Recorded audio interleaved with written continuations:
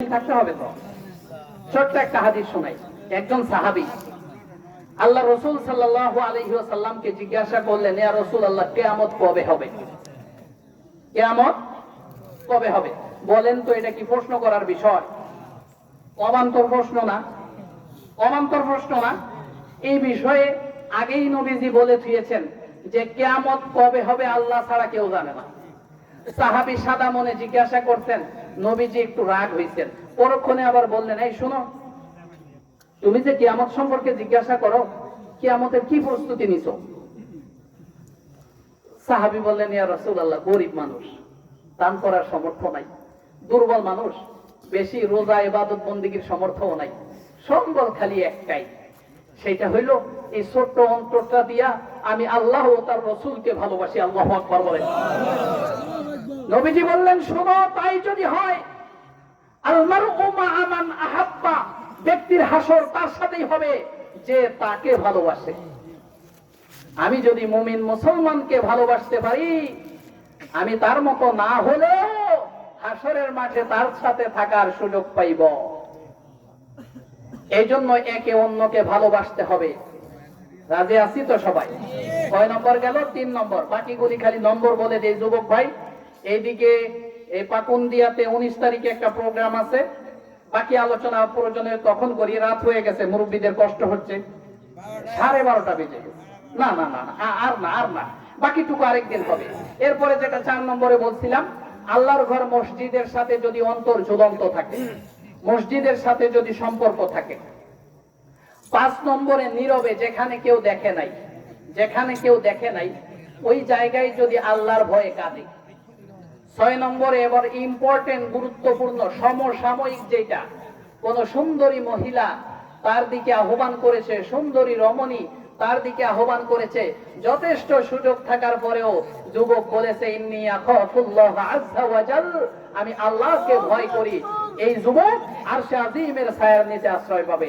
7 নম্বর, রাজুলুন তাসাদদাকা বিসাদাকাতিন ফাআখফাহা হাত্তা লা তা'লামা শিমালুহু মা তুনফিকু ইয়ামিনু।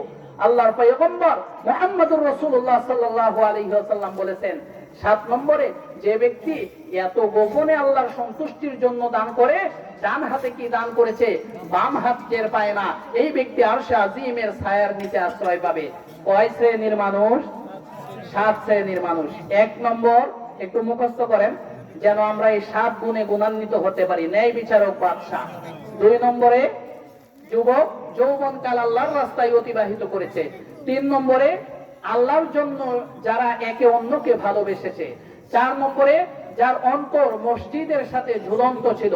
5 নম্বরে, নীরবে, যেখানে কেউ দেখেনি, আল্লাহর ভয়ে কেঁদেছে।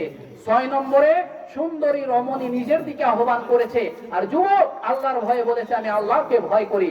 7 নম্বরে, গোপনে দান করেছে, ডান হাতে কি দান করেছে বাম হাত টের পায়নি। এই 7 শ্রেণীর মানুষ আরশে আজিমের ছায়ার নিচে আশ্রয় পাবে। ছোট্ট একটা শর্ত আছে, শর্তটা বলবো। ছোট্ট শর্তটা হইল, পাত্রের তলি থাকা লাগবে, পাত্রের তলি থাকা লাগবে, ব্যাগের তলি থাকা লাগবে, ঝুড়ির তলি থাকা লাগবে। তলিটা কি? তলিটা হইল, কবিরা গুনাহে লিপ্ত হওয়া যাবে না, কবিরা গুনাহে লিপ্ত হওয়া যাবে না। 2 জনে বেগুন তুলে, বেগুন তো এখন দর আছে নাকি, একজনে সমানে তুলছে, না হইলেও 5 মণ তুলছে, কিন্তু যেই ঝুড়ির মধ্যে রাখছে এটার তলি নাই। আরেকজনে তুলছে অল্প, আধা মণ তুলছে, কিন্তু ভালো ব্যাগের মধ্যে তুলছে। কে জিতছে দিন শেষে? আধা মণ না 5 মণ? আধা মণ। এক ব্যক্তি এই 7 গুণেই গুণান্বিত হয়েছে, কিন্তু ঘুষ খায়, সুদ খায়, কবিরা গুনাহ করে, তাইলে কি হবে? এই 7 শ্রেণীর মানুষ আরশে আজিমের ছায়ার নিচে আশ্রয় পাবে। ছোট্ট শর্তটা হলো, কবিরা গুনাহ থেকে বেঁচে থাকতে হবে। বুঝতে পেরেছেন ভাইজান? কবিরা গুনাহ থেকে যদি বেঁচে থাকা যায়, তাহলে এই 7 শ্রেণীর মানুষ আরশে আজিমের ছায়ার নিচে আশ্রয় পাবে। আহারে সৌভাগ্যবান, হাসরের মাঠের সময়